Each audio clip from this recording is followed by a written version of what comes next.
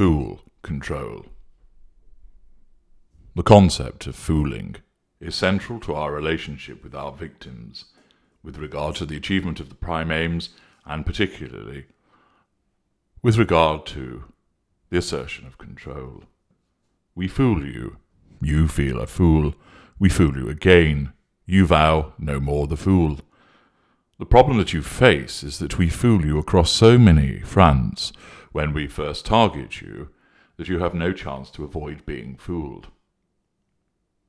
We are experts, either instinctively or through calculation, dependent upon the type of narcissist that you're dealing with, at creating this veneer to lure you in. We either keep the dark side hidden, giving you a bronze period, lesser narcissists, or there is the fabrication of everything being wonderful, everything being amazing, everything being delightful as you are given the golden period. We've done it so many times with all those people that we have chosen as our intimate partners, and non-intimate too, so that we have an extensive practiced ease by which we can slip through the defences of our victims. Not only are we designed to behave this way, you are also vulnerable because of the effect of your emotional thinking, which causes you either to miss the red flags or not to take notice of them, even if you see and hear them fluttering. We're fooled, not just the intimate partners, but everyone that we have come into contact with, as they are fooled into believing that we are pleasant, kind, generous, entertaining, and wonderful. We fool people as easily as you draw breath. Thus, is it any wonder that you were conned so readily? Of course not. You had no chance, but that still doesn't make you feel any better, does it? How many times have you remarked to yourself or to others about how could you, an intelligent, resourceful, independent, and observant person, fall foul of our odious trickery? With hindsight, of course, it becomes more obvious. The red flags fluttered there from the very beginning.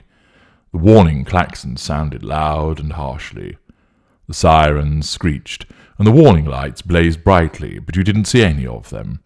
Or, if you did, it was from the corner of your eye, and you didn't pay them much regard, because your emotional thinking instructed you not to, and your vision was focused on the amazing, the sensational, the glittering, the charming, and the delightful person that was playing the pipe and leading you on a merry dance. From the moment that our narcissism was created, our entire lives thereafter are spent engaged in fooling people. We fool you with our kindness. Our appearance comes with such delightful behaviours that you cannot help become entranced by them. We behave in a way that you do, at least at first, causing you then to think that we are like you. And of course, we mirror extensively. We show you such attention, such flattery, such desire and passion, such apparent love. We make you fools for this love. We spread the golden, glittering, and sparkling dust all around us, and every time you succumb to its allure, you leave reason at the garden gate. You pop your scepticism in the cupboard under the stairs, and it doesn't come out again for a very long time. Your critical assessment of a situation is switched offline.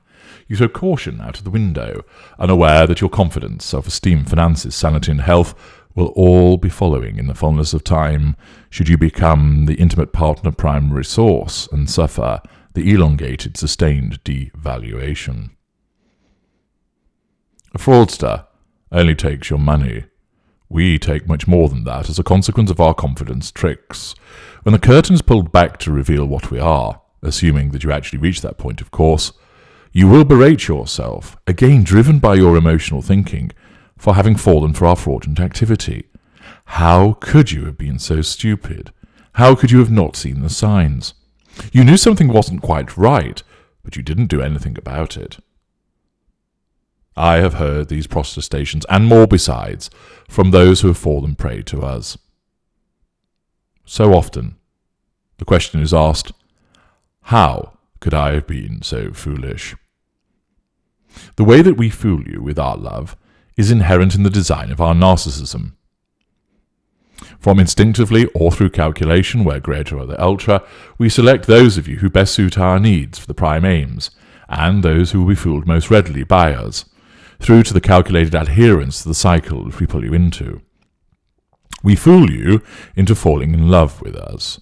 We fool you into thinking that the abusive behaviour that we subject you to is just an aberration, a one-off, that it was caused by something else, or that you brought it upon yourself, that you deserved the way that you have been treated.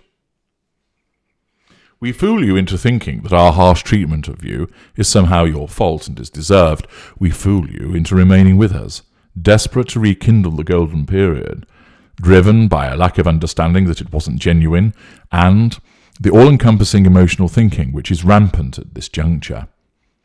Notwithstanding the horrible manner in which we behave with you, you do not pay attention to that, and say, "Wait, this is wrong, I'm going."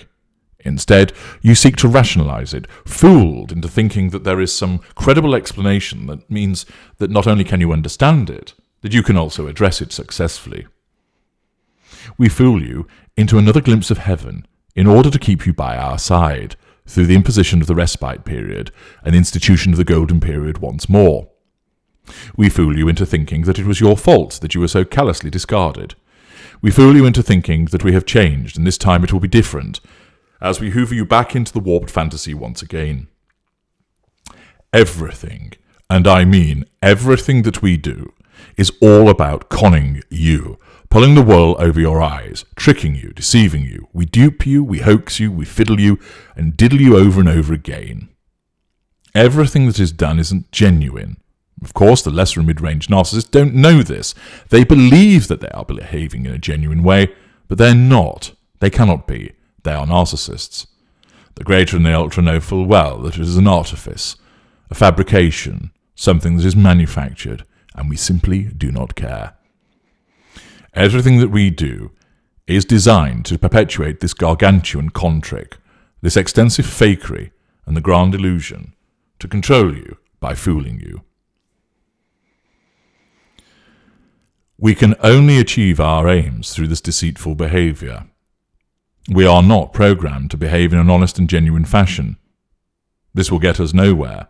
We can't do it, and thus we must always resort to fooling everyone we come into contact with. Even if we do something which smacks of honesty and decency, it isn't, because it's done for reasons that you don't realise. On the surface, it might look that we are telling the truth which accords with your truth, and therefore we are being honest. But we are only doing it to achieve the prime aims, either instinctively or consciously, and therefore that means we are fooling you once again. Of course, the fooling becomes more entrenched when we lie, when we tell you those lies.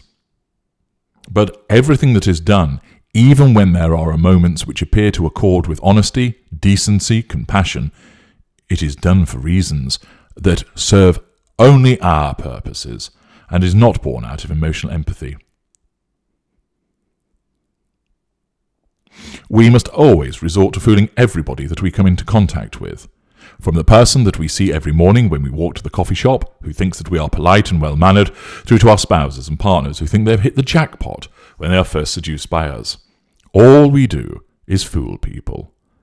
It is what we are designed to do. Our entire lives are built on a foundation of fakery, but it is built with such expertise and magnificence that rarely is it questioned, and only when it's too late. We fool the foolish, and in so doing, we leave people in our wake, stunned as to how they fell for our trickery and beguiling nature. But we have always done it, and we will always do it. This will never change. We manage to fool some people all of the time. Look at those attentive secondary and tertiary sources, the completely unsuspecting friends and the oblivious bartender, for example. We fool all of the people some of the time, and consider yourself in this category, as we fool you for as long as we can, before the harshness of devaluation and disengagement appears, and then starts to bring a harsh reality of what you are dealing with. Even then, some people still do not get it. We fool left, we fool right, and we fool's centre. We assert control by this fooling. We create our own world in order to control you. We create an alternate reality, but most narcissists do not realize that this is being done. It is simply the case that since we cannot control the world as it exists, we will create our own world and reign supreme there. And thus you might well question, we're fooling you, but are we also fooling ourselves? I'm H.G. Tudor. Thank you for listening.